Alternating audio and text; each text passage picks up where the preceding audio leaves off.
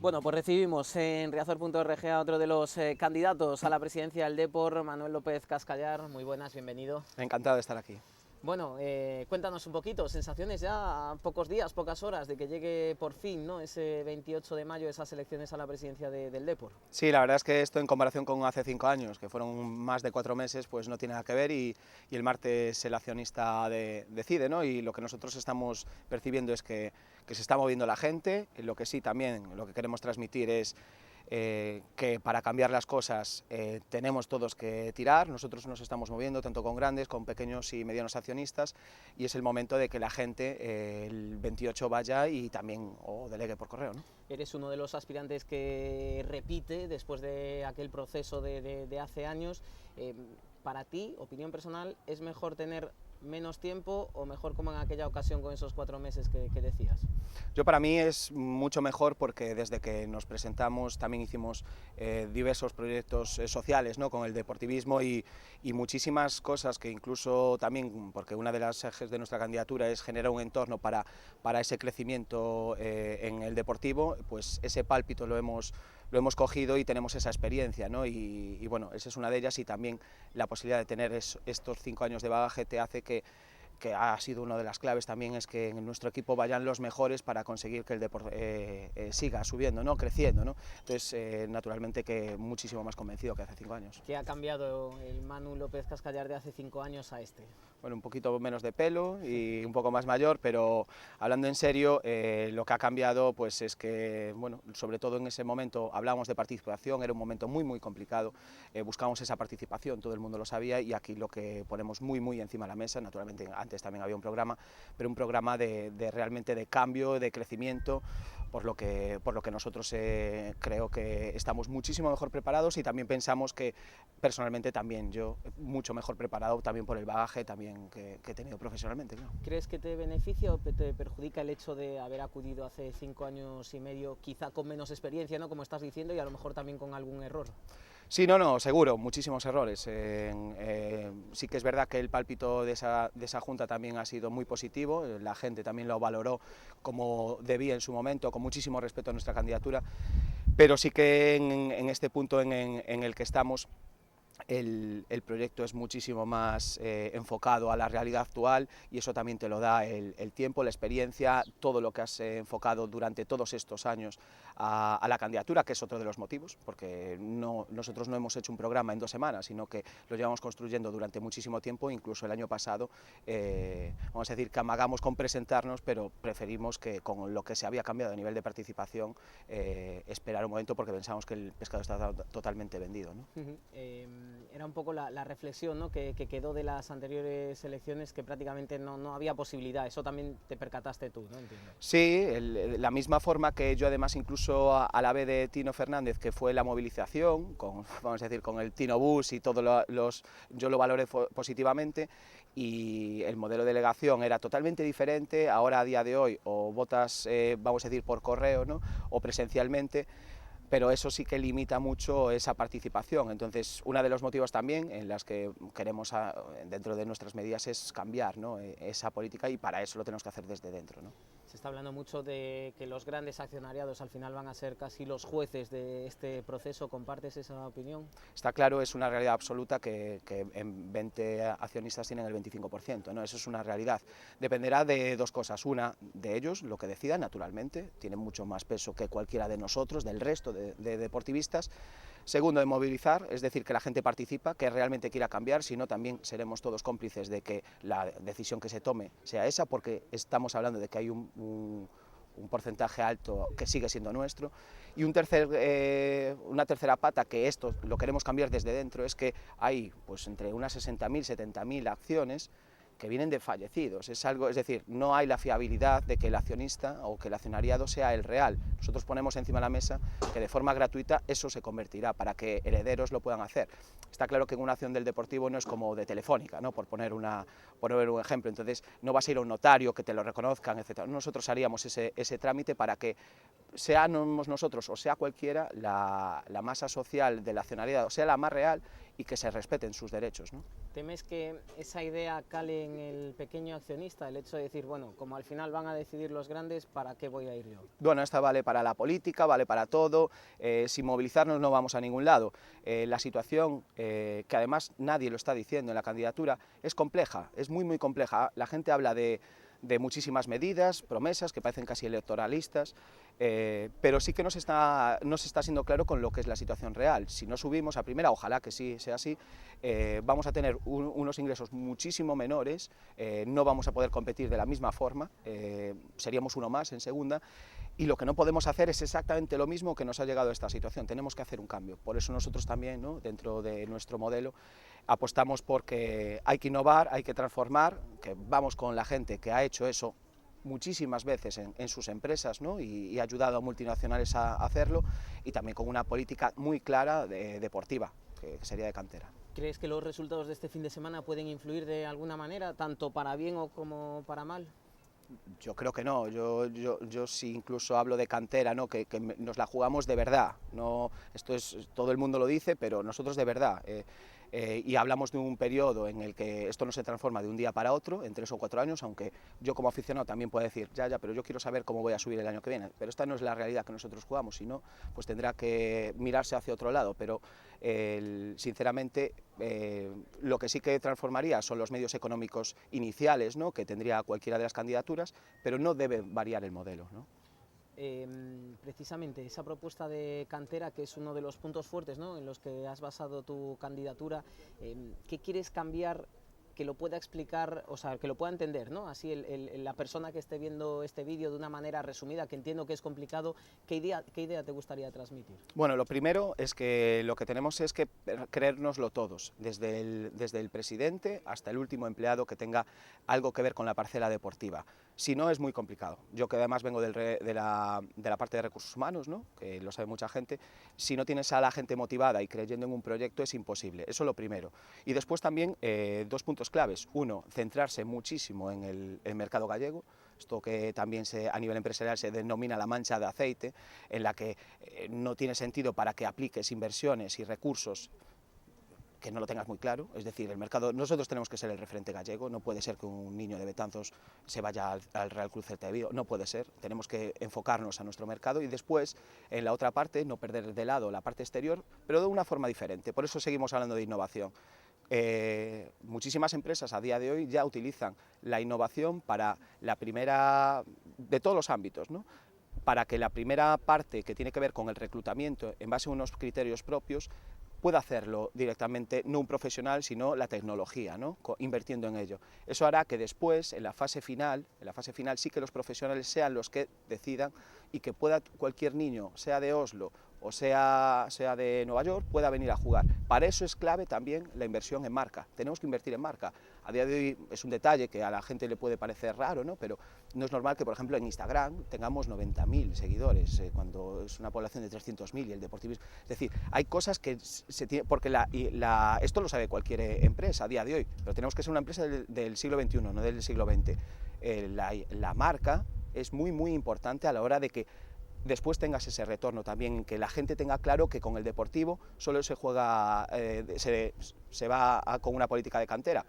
Athletic Club de Bilbao, por ejemplo, lo tiene clarísimo, es decir, da igual lo que pase, que lo tiene enfocado. Muchísimos clubs, ya no tenemos, es que no, yo no quiero poner ni al Madrid ni al Barcelona, el Villarreal tiene claro y compite con ellos, eso es en lo que tenemos que tener el foco, ¿no? Lo que pasa que también hay que tener en cuenta el poderío de las ligas extranjeras y que, por ejemplo, sin ir más lejos, ¿no?, esta misma semana se confirmaba la salida de 2 jugadores muy importantes del cadete del Celta rumbo a Inglaterra, y no precisamente a equipos muy poderosos. Contra eso también hay que luchar, y me imagino que no es sencillo al final cuando intentas desarrollar, ¿no?, toda una teoría sobre la cantera con el poderío de otros clubes que te pueden llevar tus mejores futbolistas. Claro, desconozco el caso concreto del Celta, de exactamente el valor, pero sí que es verdad que a día de hoy, y con todo el dolor del corazón, el Celta a nivel de cantera está jugando otra liga distinta incluso que la nuestra. Es verdad que no nos quedamos con ser el referente de Galicia y tenemos que apostar directamente, porque me comentas el caso del Celta, muy pocos cadetes se van del Athletic Club de Bilbao.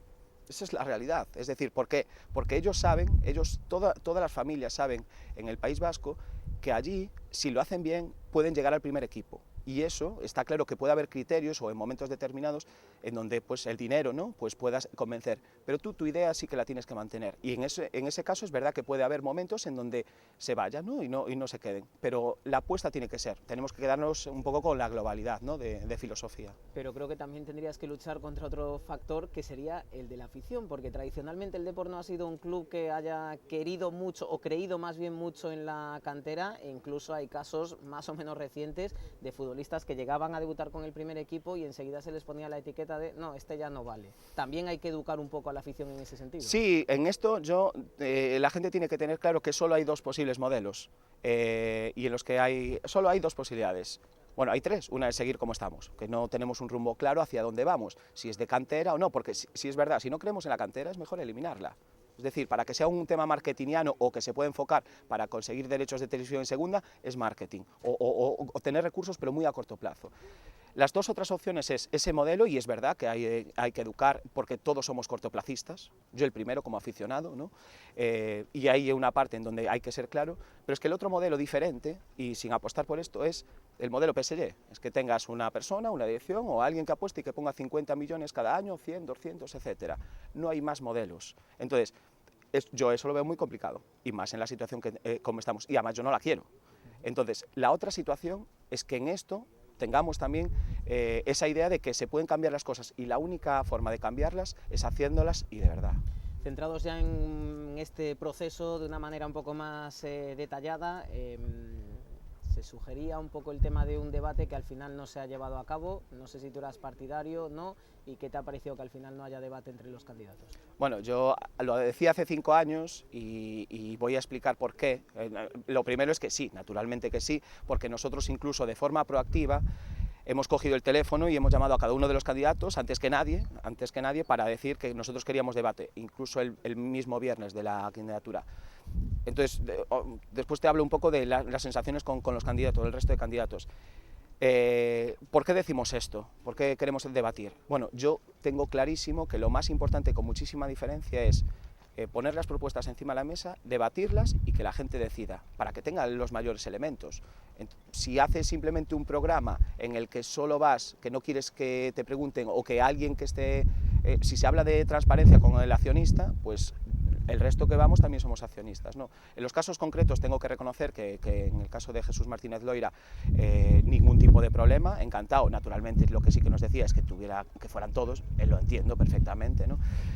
En el caso de Paco Zas nos dijo no rotundamente, no le interesaba, seguramente solo querría hablar con quien les quisiera escuchar, ¿no? Ya directamente reactivamente. En el caso del señor Fernando Vidal, bueno, entre que tardó en presentar mucho y además tuvo muchas dudas porque si voy o no voy, y después hizo, en mi opinión, cierta descalificación del resto de candidatos diciendo que él se presentaba si no había candidatos buenos. Bueno, cualquiera puede entender que nosotros en su forma de pensar, ni nosotros ni el resto estaríamos a la altura del señor Fernando Vidal. Entiendo que más cercanía, por lo menos en esta campaña, con Jesús Martínez Loira que no con Paco Zas y Fernando Vidal, por tu parte.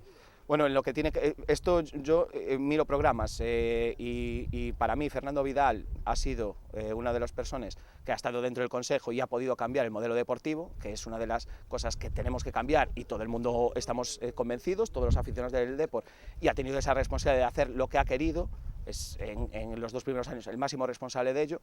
Entonces vemos continuismo y además no vemos propuestas, es decir, me quita credibilidad. En el caso de Paco Zas, pues él lo dijo, hay que continuar por la misma línea, no lo digo yo, pues nosotros no pensamos en eso si hablamos del siglo XXI y queremos cambiarlo. Y en el caso de Martínez Loira, yo se lo dije además personalmente y no tengo ningún problema en reconocerlo, que nos gustaba cuando presentó el proyecto, el programa, que tardó un poquito en presentarlo, fue un poco así a pasos, ¿no? Fue también el primero, también es así, ¿no?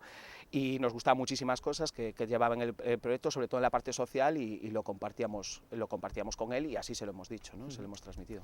Entiendo esas críticas hacia la gestión de Fernando Vidal. ¿Cómo valora su dimisión, el hecho de que se marchara en medio de ese mandato?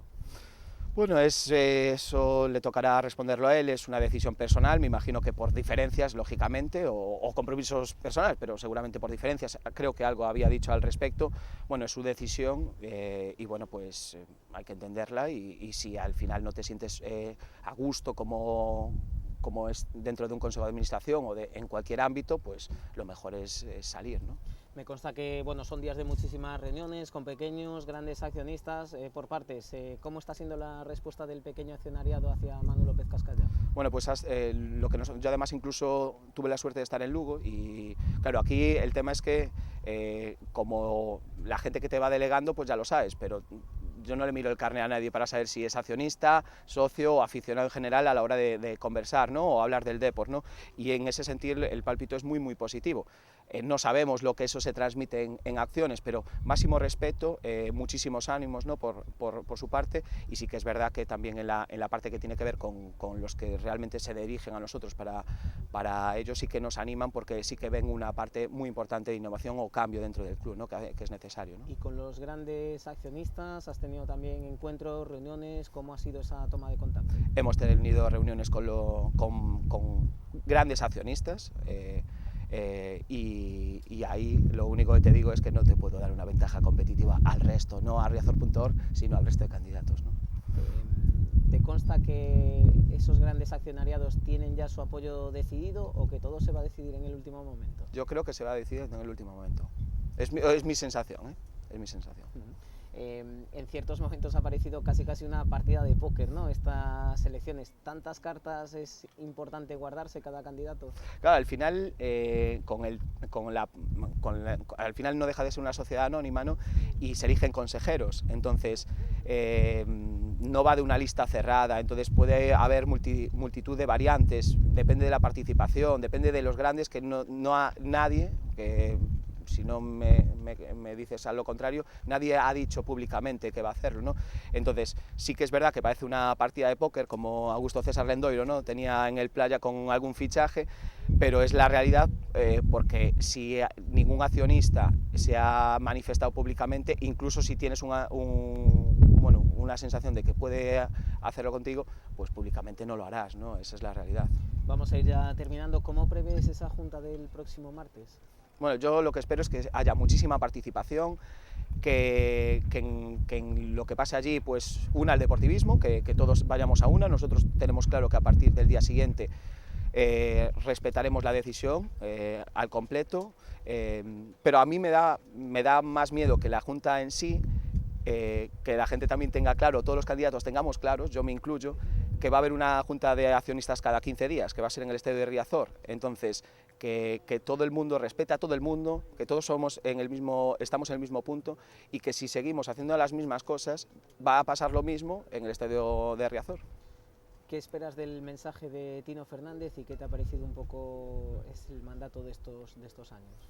Bueno, yo el año pasado un poco hablaba, ¿no? de su etapa, ¿no? En mi opinión hay cosas positivas, sobre todo en la parte inicial, cuando no había casi ni un euro en caja y no teníamos aún los derechos de televisión, ¿no? Y eso hay que afrontarlo, además el desgaste que me puedo imaginar, porque solo me lo imaginé de candidato, pues imaginármelo, ¿no? Y bueno, pues está claro que ha echado muchísimas horas en ello, pero sí que es verdad que nosotros consideramos que una vez que los recursos vienen de la televisión, hay cosas que creo que se pueden hacer de forma diferente, porque si no siempre compites con lo mismo, ¿no? Entonces, por eso creemos que si solo te ciñes a la televisión, la clave es elegir bien en dónde gastas el euro. Y eso es una partida en la parcela deportiva. Y en mi opinión no se ha decidido bien porque estamos en donde estamos, ¿no? Y ya la última, tienes la cámara, la gente que lee, que ve Riazor.org, a ese accionista que todavía no tenga muy claro qué hacer el próximo martes, ¿qué mensaje te gustaría trasladarle? Bueno, pues sobre todo que si le gusta o le encaja lo que nosotros transmitimos, tiene que participar. Cada acción cuenta y esto no solo va para un accionista, sino para, al final hay accionistas, pero tienes un hijo, tienes un padre, tienes un amigo que es accionista, tenemos que movilizarnos. Si realmente queremos cambiar las cosas, no podemos pensar simplemente decir, no, es que yo con 2 acciones no hago nada. No, si no, sí que será así. Esa es la realidad. Pues mucha suerte, Manuel López Cascallar, muchísimas gracias por estar con nosotros y lo dicho, suerte para el próximo martes. Muchísimas gracias a ti.